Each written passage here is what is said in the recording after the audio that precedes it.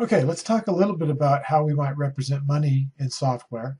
Of course, we can use integers if all you want is some number of cents, but often people want to talk about dollars and cents. And so that leads us into our topic here, which is talking about the decimal type. So we'll start off by looking at why you might want to avoid, or why you will want to avoid using floating point numbers to represent money and instead use decimal. So let's go into Visual Studio and let's create a project. Project will be a console application and it will be a demo money. And so here's some code. And let's just take a look, a real simple look at why you don't want to use floating point types to represent money. Now let's just create a for loop. And we're going to iterate through a series of double values.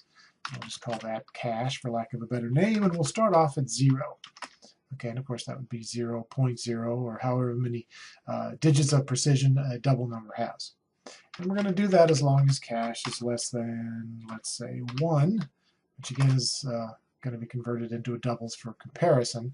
And then we will, each time through the loop, add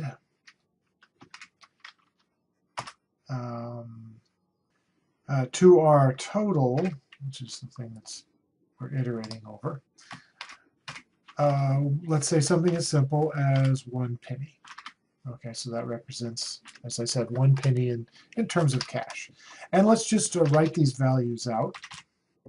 So each time I'll write out the value of cash.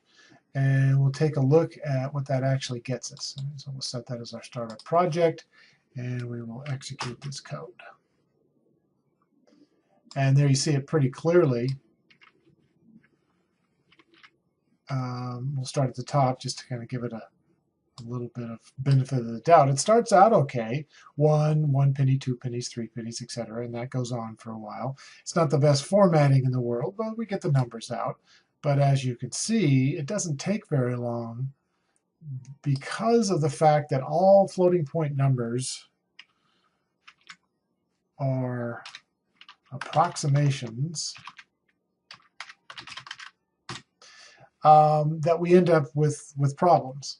So in this case, what we have here is this partial piece of what you would consider that to be a cent. And this is simply, this is doing something as simple as iterating through all the values in a dollar. So already we have a problem here. And you can imagine that over time and with more complex operations, we are going to get answers that we really don't expect in terms of money values. So how do we solve this problem? As I said, because all floating point numbers are approximations. It turns out to be pretty easy. There is a data type who's very good at solving this problem, and in fact, it's the whole reason the data type exists, and this is decimal. So I changed that to decimal, and the first thing you see is that my iteration by 1 penny doesn't work anymore. This 0 is an integer, but it's being assigned to what used to be a double value, and that's convertible.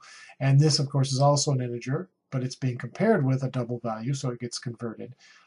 This one, because there's a loss of precision, the compiler says, I don't know quite what to do with that. I've got a double, and I can't assign that to a decimal without some kind of help from you, the programmer. And the help we need to give it is the suffix m, and so you can think of m as standing for money. So m for money in numeric literals.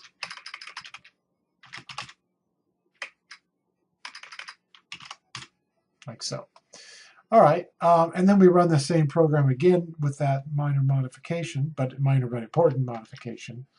And as you can see, it does exactly what we'd expect it to do. In other words, all those are the values that we would expect to see in a financial situation where you're starting with a penny and adding a penny. All right, so that solves the problem. Decimal is capable of dealing with numbers as if they were numeric values. All right, also, though, I want you to notice the output. Bring it back up here. It's really the same output that we saw before. We might like to improve that a little bit, and it turns out to be easy to do with money. So rather than doing a console.writeLine of cash, what I can do is I can use a format specifier. And the simplest way to do that for this one would be something like this. And what I would want to say is :C, like so. And that says that specifies that you want to print this number out in currency form. So just as M is the money for numeric literals, C is money for formatting.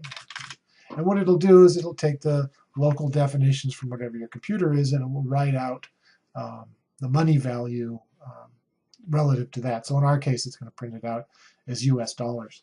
So if we run the code again, we now see that it looks more like money values. Right? So as you can see there, including the 0 point and the $sign. And again, if your situation was, say you're running this under British settings, you're going to get pounds, and European settings, you're going to get euros and things like that. All right, so that's kind of nice. And the two specifiers there are fairly easy. Again, M, think of that as standing for money, and C, think of that as standing for currency. All right, so that's type decimal, a much better way to represent money in your code than using floating point values, again, because floating point values are always approximations.